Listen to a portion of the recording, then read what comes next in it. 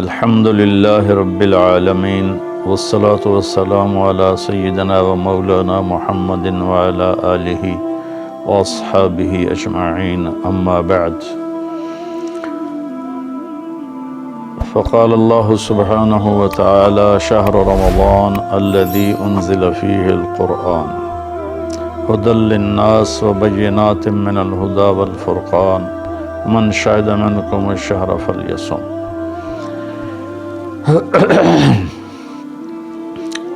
میرے محترم بھائیوں، دوستوں، بہنوں، بچوں، بچیوں، عزیزوں، جو سن رہے ہیں اور جن تک میری بات پہنچے گی، رمضان کی آمد ہے تو اللہ تعالیٰ نے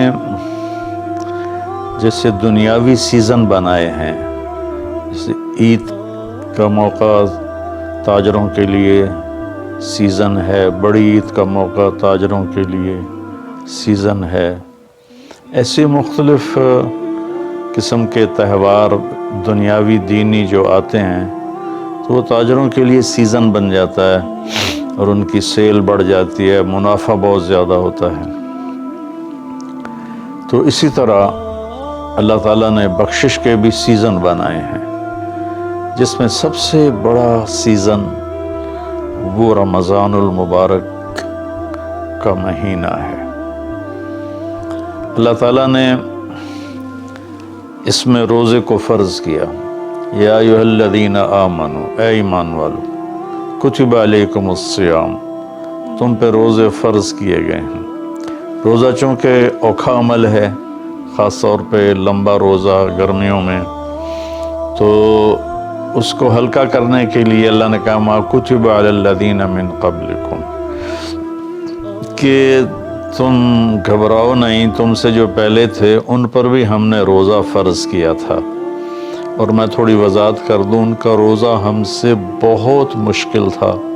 ان کا روزہ 24 گھنٹے کا ہوتا تھا، افطاری سے افطاری، سحری کوئی نہیں، افطاری کھا لی بس ختم، اب اگلے دن کی افطاری 24 گھنٹے کا روزہ ہوتا تھا۔ تو اس لیے اللہ نے کہا کما کتب علی الذین من قبلکم، کہ تم سے پہلوں پر بھی روزہ تھا لیکن وہ ہم نے ایسا رکھا تھا، آپ کے لیے یہ آسانی والا رکھا ہے کہ آپ کے لیے ساری رات کھانا پینا بیوی حلال ہے۔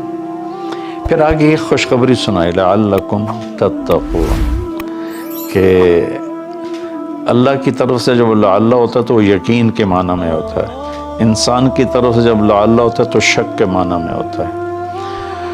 تو اللہ تعالیٰ نے کہا کہ جب تم روزے رکھو گے نا، جیسے روزے رکھنے کا حق ہے تو تمہیں تقوی نصیب ہوگا، اور اگر تمہیں تقوی نصیب ہو گیا تو قرآن ہی سے ہم سنتے ہیں کہ تقوی پر اللہ کیا دیتا ہے، من یتق اللہ یجعل لہ مخرج ویرزقہ من حیث لا یحتسب، کہ جو تقوی اختیار کرتا ہے اللہ اس کے لیے ہر تنگی سے راستہ نکالتا ہے۔ جیسے آج کل کی ٹینشنیں اور بے شمار قسم کے ڈپریشن اور ایک دنیا کی دوڑ نے ہمیں ہماری لائف کوالٹی بہت خراب کر دی ہے، چیزیں بڑی اعلیٰ ہو گئی ہیں، سواریاں بڑی اعلیٰ ہیں، لیکن لائف اٹ سیلف کوالٹی اس کی بڑی پور ہو گئی ہے، بہت خراب ہو گئی ہے۔ تو اللہ تعالیٰ فرماتا ہے کہ من یتق اللہ یجعل لہ مخرج، تو جب کہیں اس پر تنگی آئے گی، ذہنی یا ظاہری یا باطنی، تو اللہ اس کو راستہ دکھائے گا، اللہ ہاتھ پکڑ کے اس کو اس مشکل سے نکال کے باہر کھڑا کر دے گا۔ وَيَرْزُقْهُ مِنْ حَيْثُ لَا يَحْتَسِبُ، اور اسے وہاں سے رزق دے گا جہاں سے اس کو وہم و گمان بھی نہیں ہوگا۔ تو حضرت مقداد رضی اللہ تعالیٰ عنہ پیشاب کرنے بیٹھے، فاقے سے بے حال تھے، ایک چوہا اپنی بل سے نکل اور 1 دینار اس نے باہر رکھا، پھر 2، پھر 3، پھر 4، یہاں تک کہ 19 دینار اس نے اپنی بل سے نکال کر ان کے سامنے رکھ دیے۔ وہ بڑے حیران پریشان ہوئے، یہ کیا ہوا؟ انہوں نے وہ استنجے سے فارغ ہو کر وہ اٹھائے اور اللہ کے نبی کے پاس لے کر آئے، یا رسول اللہ یہ میں پیشاب کرنے بیٹھا ہوں اور چوہے نے یہ 19 دینار میرے آگے رکھ دیے۔ تو آپ نے فرمایا رزق ساقہ اللہ علیک، یہ اللہ کی طرف سے تیرے لیے رزق کا سامان بنا ہے۔ پھر آپ نے یہ آیت پڑھی من یتق اللہ یجعل لہ مخرج ویرزقہ من حیث لا یحتسب، جو تقوی اختیار کرتا ہے اللہ ہر تنگی سے راستہ دکھاتا ہے اور وہاں سے رزق دیتا ہے جہاں سے وہم و گمان بھی نہ ہو۔ اور اللہ کے دینے کے تو بے شمار راستے ہیں، اللہ کے دینے کے لامحدود راستے ہیں۔ تو پیسہ نہیں ہوگا تو کام کیسے بنے گا، کاروبار نہیں چلے گا تو روٹی کہاں سے کھائیں گے، وہ اللہ نے اپنے ذمے لیا ہوا ہے۔ ہماری ذمہ ہے کہ ہم سبب اختیار کریں اور تقوی اختیار کریں، رزق اللہ وہاں سے دے گا جہاں سے وہم و گمان بھی نہیں۔ تو تقوی پر من یتق اللہ یجعل لہ من امرہ یسرا۔ پھر دوسری اللہ تعالیٰ خوشخبری یہ سناتے ہیں کہ جو تقوی اختیار کرتا ہے نا اللہ اس کے کاموں کو آسان کر دیتا ہے۔ اوروں کے لیے وہی کام مشکلات میں گھرا ہوتا ہے اور اس کے لیے مکھن سے بال کے نکلنے کی طرح اللہ اسے آسان فرما دیتا ہے۔ تیسرا تقوی کی جو فائدہ اللہ بتاتے ہیں من یتق اللہ یکفر عنہ سیئاتہ ویعظم لہ اجرا، جو تقوی اختیار کرتا ہے وہ کوئی یہ نہیں کہ اس سے گناہ نہیں ہوتا، اس سے بھی گناہ ہوتا ہے۔ ہمارے ہاں یہ بڑا عجب تصور ہے کہ اگر کسی نے داڑھی رکھ لی، تبلیغ میں چلا گیا یا عالم بن گیا، بس اس سے تو کوئی گناہ ہونا ہی نہیں چاہیے اور ہم جو مرضی کرتے پھریں، ہمیں تو کوئی پوچھ نہیں، ہم دنیا دار ہیں۔ تو یہ بڑی گمراہی ہے۔ سوائے نبیوں کے کوئی بشر خطا سے پاک نہیں ہے، چاہے وہ کتنا ہی بڑے مرتبے والا ہو۔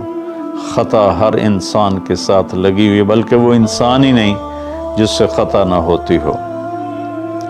تو اللہ تعالیٰ کہتا ہے جو کفر عنہ سیئاتی، جو تقوی اختیار کرتے ہیں وہ اپنے گناہوں پہ نادم ہوتے ہیں، توبہ کرتے ہیں، تو اللہ تعالیٰ کہتا ہے ہم ان کے گناہوں کو مٹا دیتے ہیں۔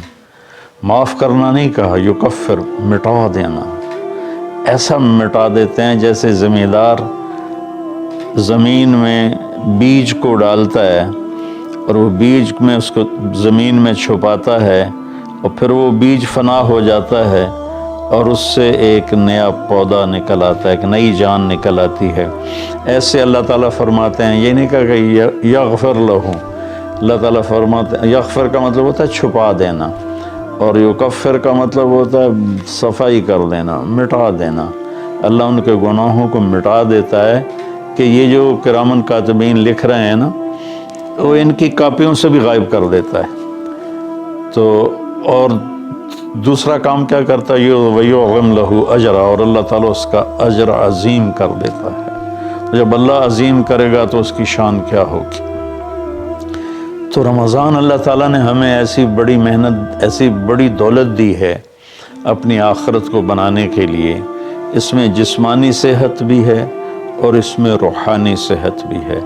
اس میں جسمانی صحت بھی ملتی ہے اگر روزے کے مقصد کو سمجھ کے کھانا پینا رکھا جائے، اور روحانی صحت بھی ملتی ہے کہ جتنا جسم پہ فاقہ آتا ہے نفس میں روشنی پیدا ہوتی ہے، دل روشن ہوتا ہے۔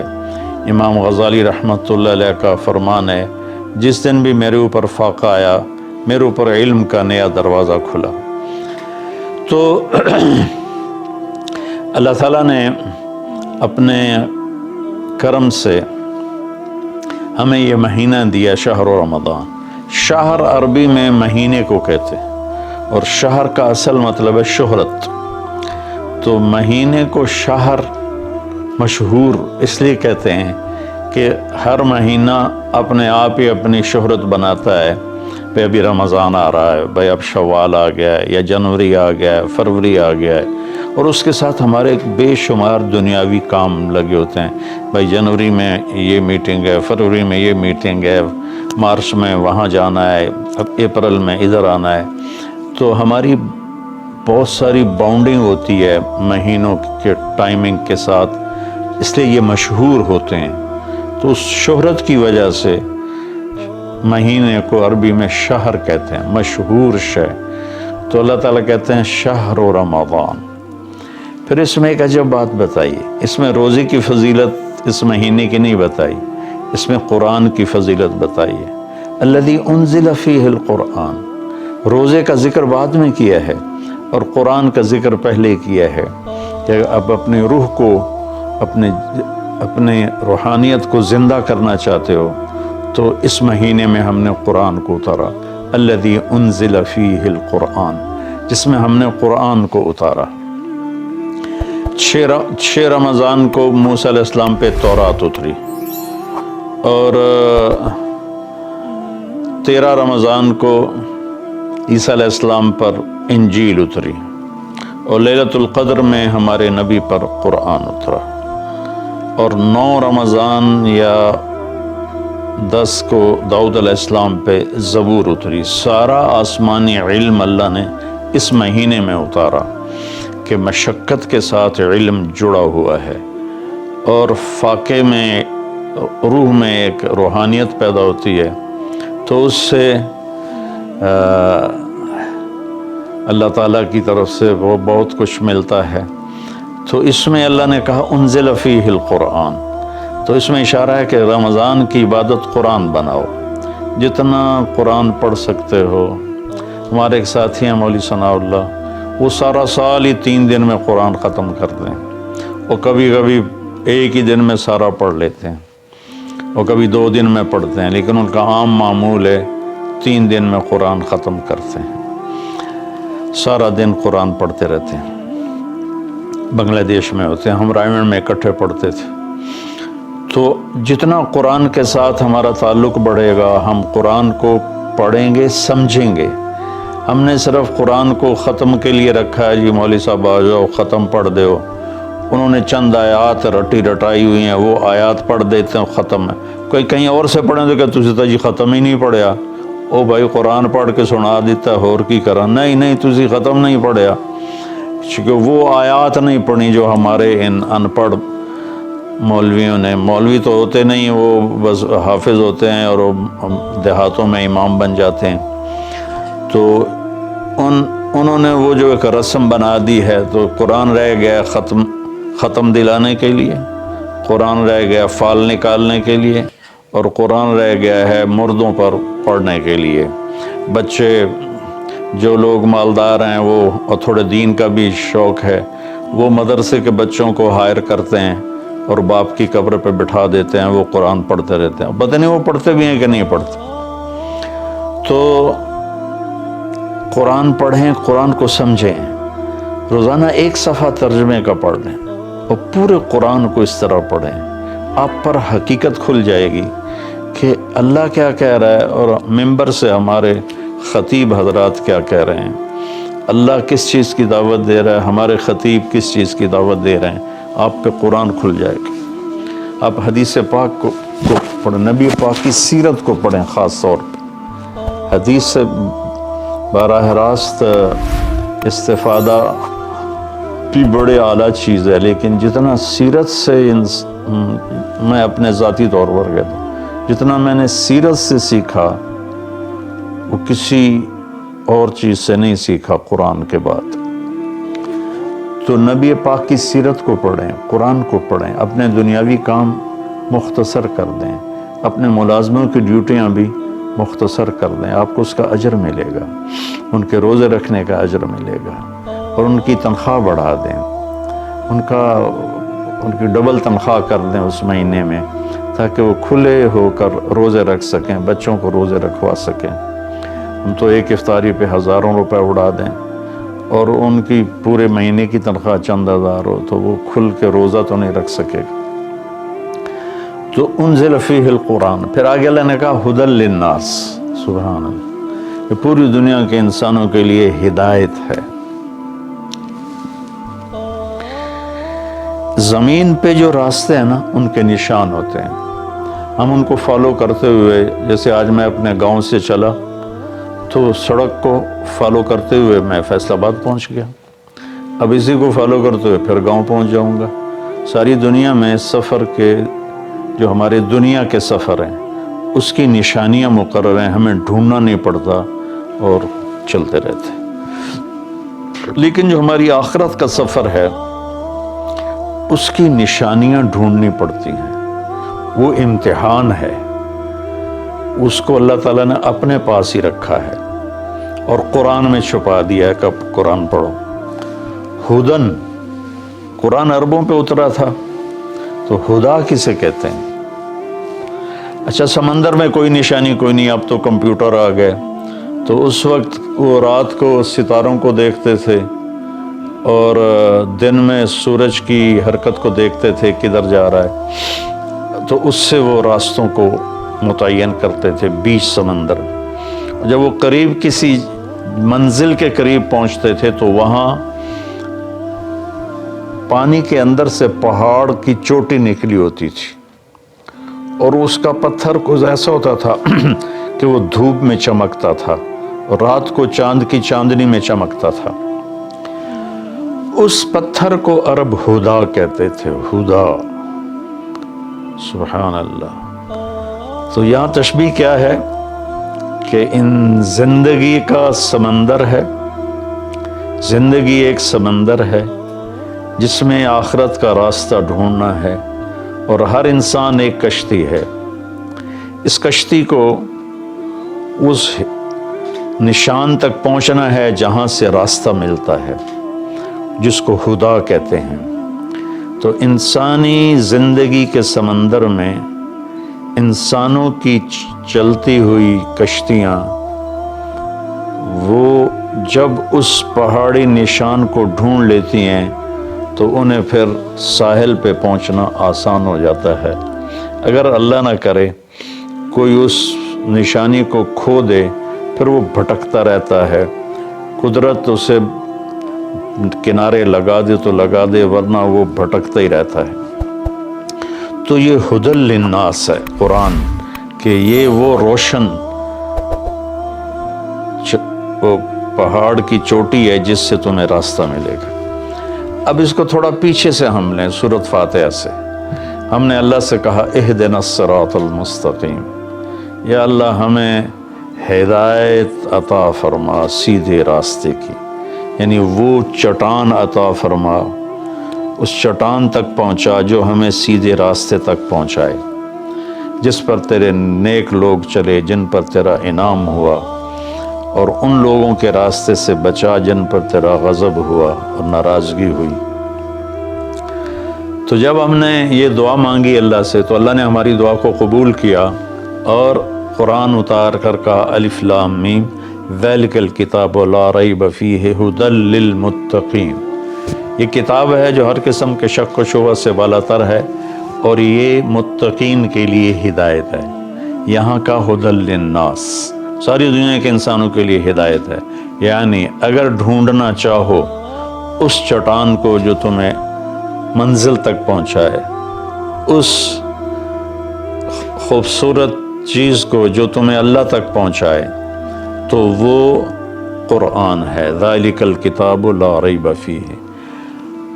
اور خاص طور پر جو تقوی اختیار کرے گا اسے اس قرآن سے راستہ ملے گا، وہ اس کو پہچان کر چلتے چلتے چلتے چلتے اللہ اس کے رسول کے دربار میں کامیابی سے پہنچ جائے گا۔ تو ہمارے بر صغیر میں قرآن کے ساتھ اٹیچمنٹ کوئی نہیں۔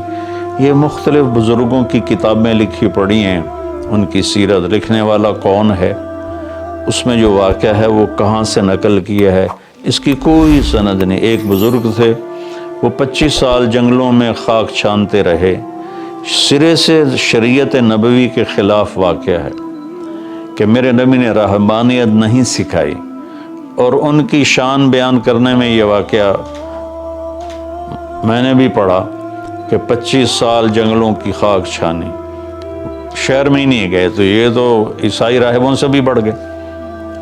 لا رہبانیت فی الاسلام، اسلام میں کوئی رہبانیت نہیں۔ تو ان قصوں کی نہ کوئی سند ہے، نہ کوئی دلیل ہے، نہ مصنف کی حیثیت کا پتہ ہے، تو ہم قصے کہانیوں میں گم ہیں اور بس قرآن پاک کے ساتھ بے وفا ہیں۔ قرآن سے وفا نہیں کی، قرآن کو سیکھا نہیں، قرآن کو پڑھا نہیں، قرآن کو سمجھا نہیں. اب تو اردو مفتی تقی صاحب دامت برکاتہم کا ترجمہ ایسا عالی شان ہے کہ جو تھوڑا سا بھی اردو جانتا ہے وہ اس سے پورا نفع اٹھا سکتا ہے. تو ہدی للناس وبینات من الہدی والفرقان، یہ پہلے ہدا پھر ہدا تاکید کے لیے کہ یہ پوری دنیا کے انسانوں کے لیے ہدایت کا پیغام ہے. اگر تم اپنے ذہن کو صاف کر کے اسے پڑھو گے تو بینات من الہدی، تو یہ ہدایت کی خوبصورت نشانیاں ہیں اور حق و باطل میں فرق کر کے دکھا دے گا قرآن. کہ اس لیے قرآن کا نام فرقان بھی ہے کہ یہ حق کو الگ کر دیتا ہے، باطل کو الگ کر دیتا ہے.